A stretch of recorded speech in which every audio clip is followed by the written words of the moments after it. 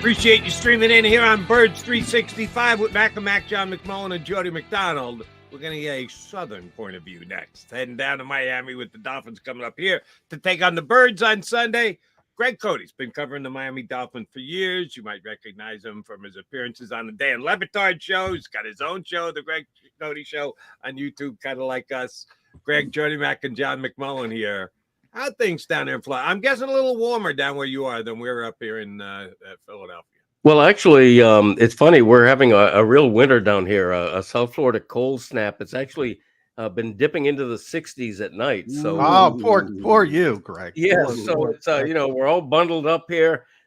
We got our Mackinaws on and our heavy winter coats, but we're doing okay. I apologize that my background. I don't have a beautiful cityscape as a background like you guys do, so I apologize in advance for that.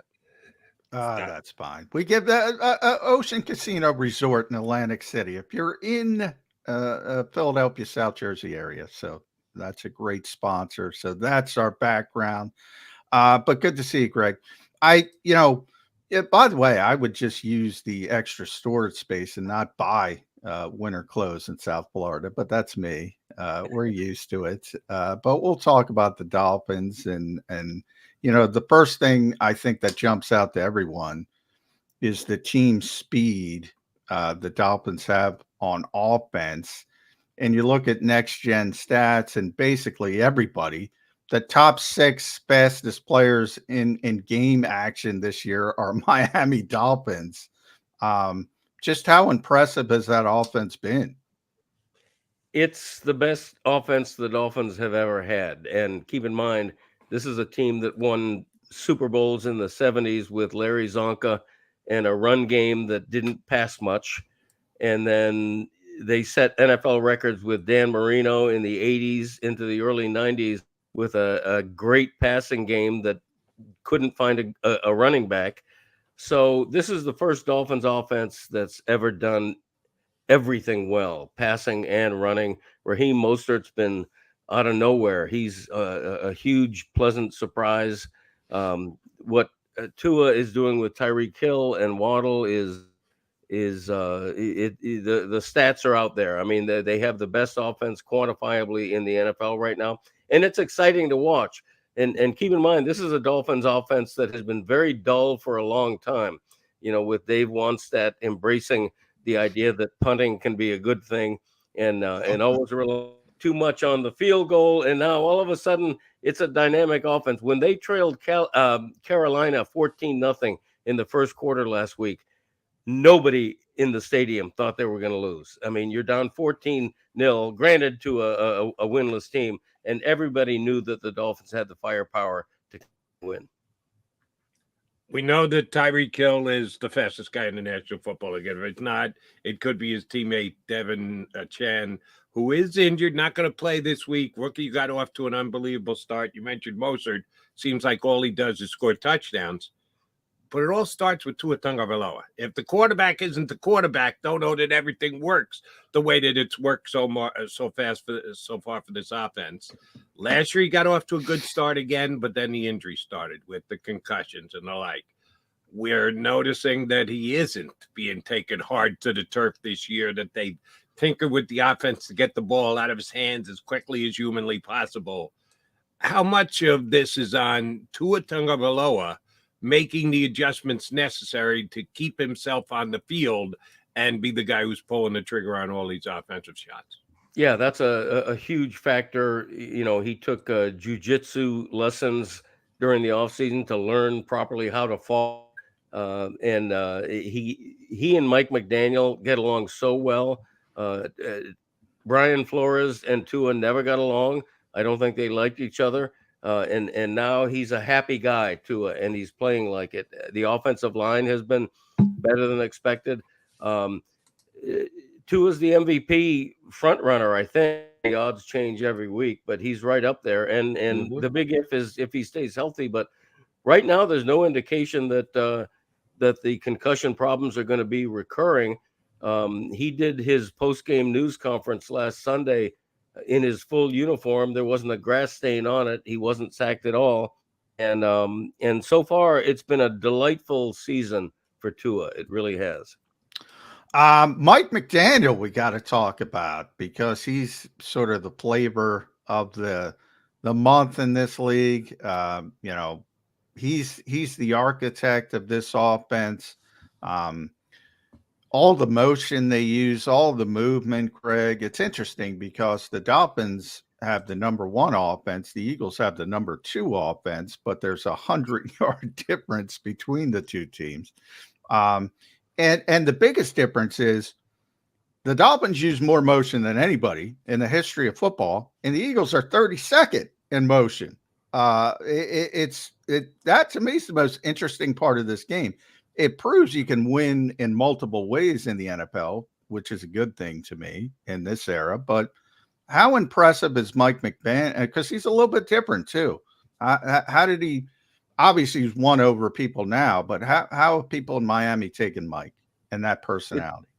It's interesting because when he was hired, he wasn't extremely well known, and they were hiring a guy who hadn't done any other head coach interviews for the job. The initial impression was, well, who's Mike McDaniel, and what's he going to do? But he's proven himself. On a personal level, he's delightful to cover. Because his predecessor Brian Flores was one of the dullest post-game interviews imaginable. Win or lose, he always acted like he was giving a eulogy instead of a post-game talk. And now Mike McDaniel is delightful. He's funny. He's got a great perspective. And you're right. He has that motion offense.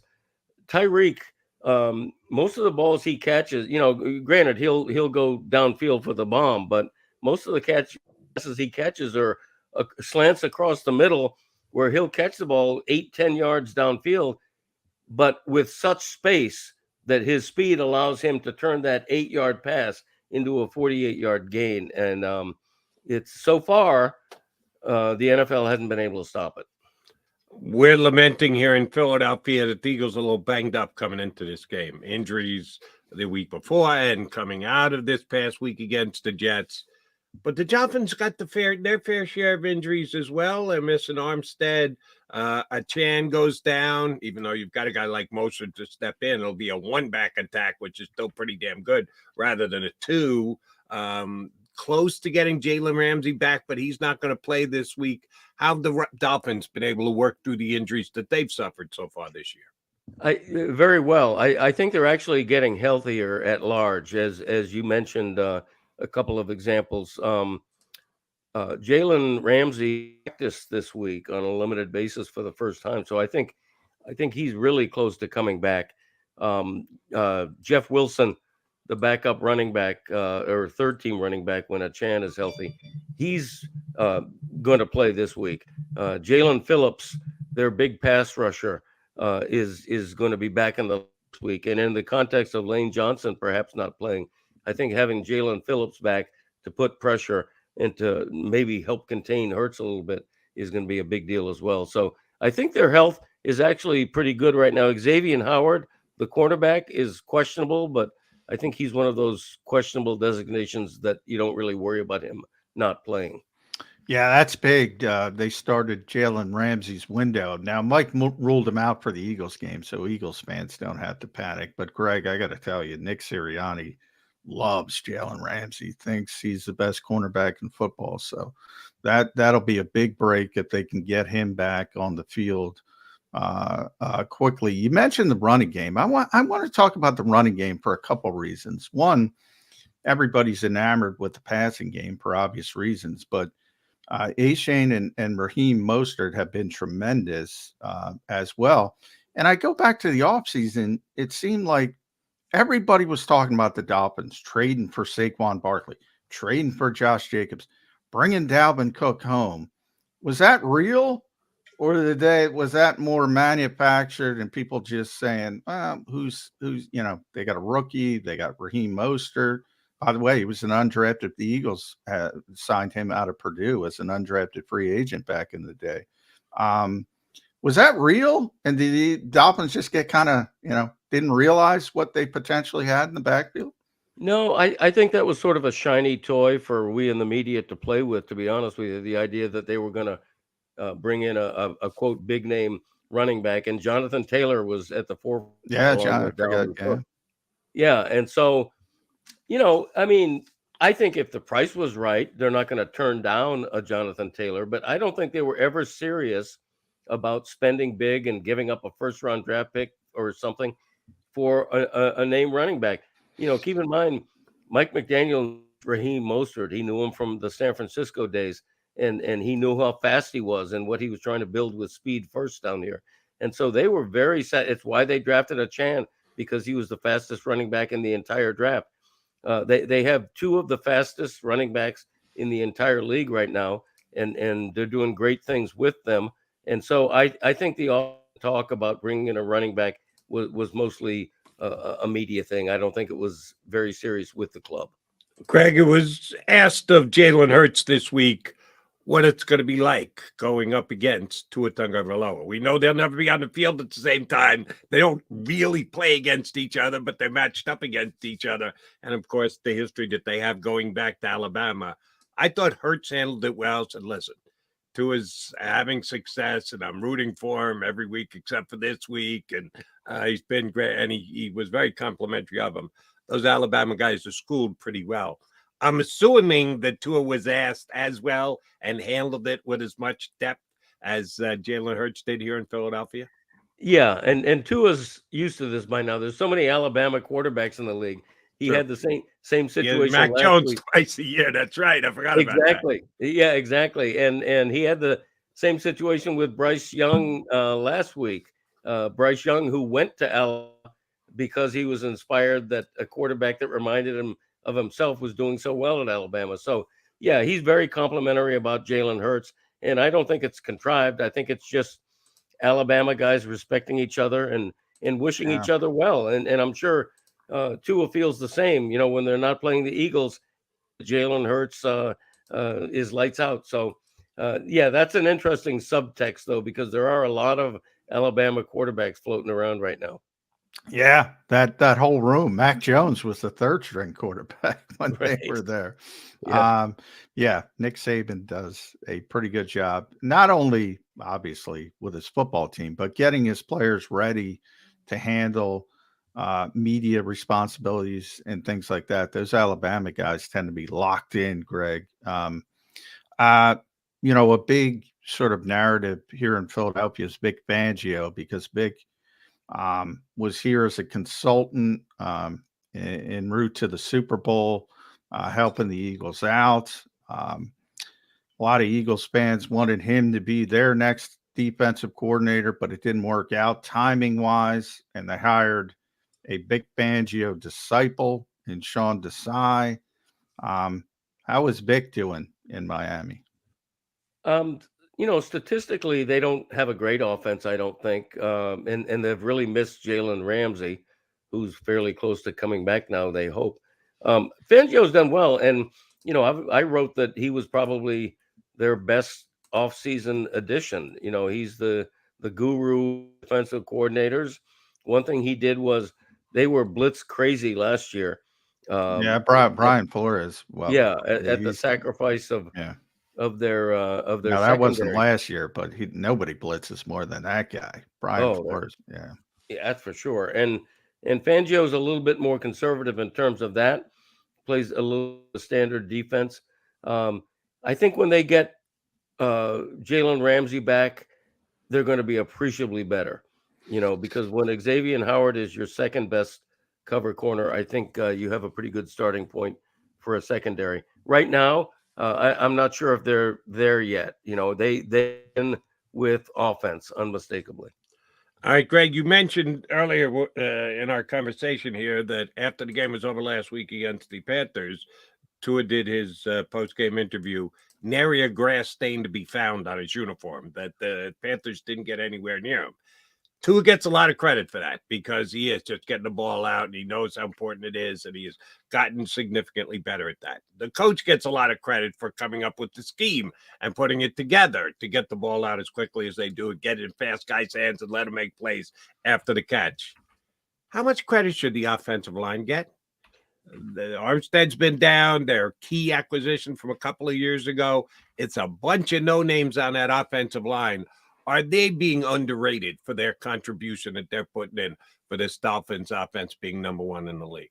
Yes, is the short answer. I think the most pleasant surprise of this season and this team has been the offensive line. Their only big name is Terran Armstead, and as good as he is, he has you don't know whether he's going to be in the lineup from month to month. He's been injury prone. I hate to say it, and when you look at the injury list every week with that guy, it's like ankle, knee, this, that. There's like everything going.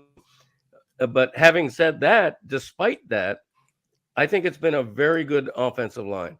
Some of it is Tua not putting a lot of pressure on his offensive line. He gets rid of the ball. He throws the ball away more than I have ever seen him do. He's safe with the ball. He's careful. But the offensive line comes as a pretty good center/guard. But you're right. They have a lot of no names in that lineup, but they've all come together. And I think it's a strength of this team right now. You have to give them credit for the running game. You have to give them credit for Tua not taking a lot of hits. And it's been a very above average from guys who were not expected to be a strength of this team. Greg, you mentioned last week in Carolina, they got down 14 points, the Dolphins. Everybody kind of yawned. They knew they would come back, and sure enough, they put up a 42 spot. This team has scored 70 points. There's not much to complain about except the one anomaly, and it was a pretty bad one at Buffalo, 48-20. What the heck happened in that game?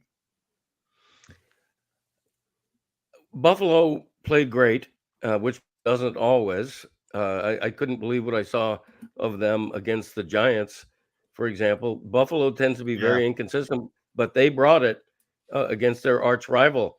And Miami did not play particularly well. I think that was it. I don't overthink that game. I don't think it means Buffalo is a team or the best team in the AFC East. I think they were just better that day. And the rematch is the last game of the season down here, which could very well be for the AFC East title and perhaps just for a playoff spot. So we're going to see a rematch there that's worth watching. Buffalo, Josh Allen, when he's on, is probably the toughest quarterback to contain in the league in terms of the run and the pass. And they were off that game. I don't think there's any deeper way to explain it. They just had problems in Buffalo. Yeah, and they've got a rematch with Buffalo. And oh, by the way, Eagles got Bills coming up themselves in a couple of weeks. So that's something the Eagles are going to have to deal with as well. Right. Last question for me, Greg, and maybe I missed this. We're up here in Philadelphia. You're down there in Miami. If this was a story again, I apologize for not noting it. The undefeated Dolphins of 1973. Every year after the last team that hasn't lost a game, they try and get together. Used to have to do it in person. With modern technology now, you can do it via Zoom, but everybody tips a glass that we're still the only undefeated team. Did it happen last week? Because both the 49ers and the Eagles had the chance to run the table and go undefeated. Oops, they both lost last week. Did the remaining 73 Dolphins at least acknowledge, we're still the only undefeated squad? 72, I would say. 72, I'd say 73. Yeah, technically you're right, because it was the 72 season that ended in January. 73 Super Bowl, right. We'll let you slide on that, but it's a sentimental thing down here because there's a dwindling number of players left from that team, and the leaders of that toasting their perfection every year, Larry Zonka and Mercury Morris and BC and Larry Little, those tend to be, and Dick Anderson, the safety, those tend to be the front runners of that. And they did it again. Some people find that a little bit off-putting. I think it's great. I would good for say to them. those Yeah, things, I would, more would, power to you guys. yeah, I would never shut up about it. I mean, that. I mean, 1972, and obviously the Patriots got very, very close. Yep. But for that to stand, and it's so hard, we see it every year. I mean, the Eagles have been so good, and they lay an egg. Everybody lays an egg in this league. Yeah, San Francisco loses to PJ Walker at quarterback in the same it's week. incredible. Yeah.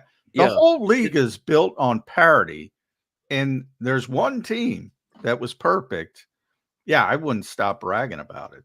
Yeah. No, you're right. And the amazing thing is, usually somebody's going to get to 7-0 or 8-0 or maybe 10-0. I think 10-0 you begin to really, that becomes the storyline again.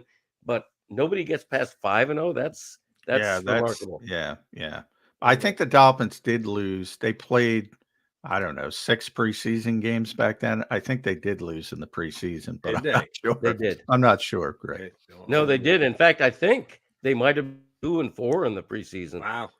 Yeah. Yeah. Yeah, it was kind of crazy. kicked it into gear when it mattered. All right, so I've said on this show this week, Greg, that the Dolphins are putting up a 30 spot against the Eagles. I don't think there's any way they come in here and get less than 30.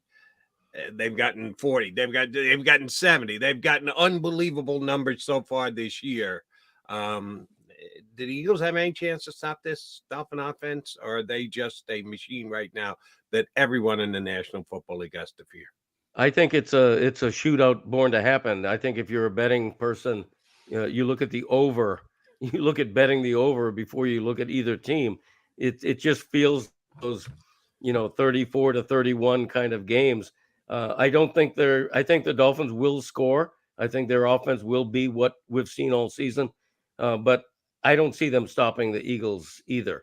The Jets game really surprised me, but the Jets have probably a better defense than the Dolphins, so I expect a high-scoring game. I'm still trying to figure out who's going to win the game. I got to make my NFL picks today, so if you guys are privy to who's going to win the game, now would be a good time to tell me. Yeah. Well, the Eagles are banged up. I would say this: if Devontae Smith can't play, I think the Eagles are in trouble. Now they just brought in Julio Jones, but how much at 34 can Julio help, and how much can he help with a week of preparation?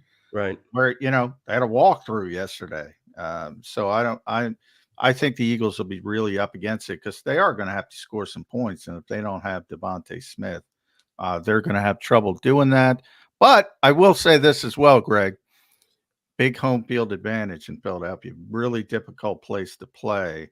I don't know. You think Miami's ready for that type? Because that's a big thing in the NFL, to go on the road against a good team, especially in a passionate Northeast market where there's going to be some expletives thrown around occasionally. Oh, for sure. So it's a difficult place to play. Has Mike addressed that? Has anyone kind of brought that up down there? No, that's something that they don't want to confess being worried about. The crowds. I mean, the Jets can be a nasty crowd to the Dolphins, so I don't think they're worried about a hostile environment. I think they'd probably be more concerned about the weather. I mean, if it's in the low 50s with drizzling rain, I don't think that's good for their offense. So I've been looking at AccuWeather. I don't know exactly what to make of it, but it's certainly not going to be Miami weather. That's for sure. Greg, feel free to go to that closet over your shoulder and get out that winter coat, since it's getting all the way down into the 60s for you guys this week. Appreciate you jumping in with us. Great stuff. Thank you very much. Enjoy the game on Sunday. Guys. Thanks, Our Greg. pleasure. Greg Cote from the Miami Herald, longtime Miami lead columnist, covering the Dolphins and everything else in sports down in Miami. Telling us, oh my God, it's getting into the 60s. What a life! They gotta suck it up. It's got the winter jack at Greg Cote. By the way, make sure you follow him on Twitter, X, columnist, MiamiHerald.com. You can read him there. So just want to stick that in there. Give him Good his plug. dude. I had him for the first time on my CBS show earlier this summer to talk Dolphins when they were making moves. Did a great job for me there, and I hope you thought enjoyable with us here today. All right, McMullen and McDonald coming back. Talk a little bit more about that home field advantage, John. It's leaning heavily on that being a major plus for the Eagles this week.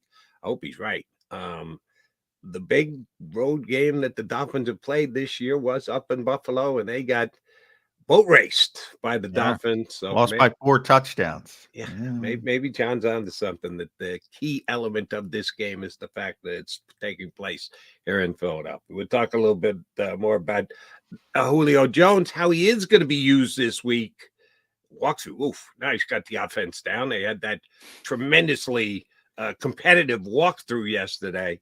He's going to have to make a play or two this weekend against the Dolphins. We'll come back and talk more about the matchup. He's John McMullen. I'm Jody McDonald. Appreciate you streaming in on Birds 365.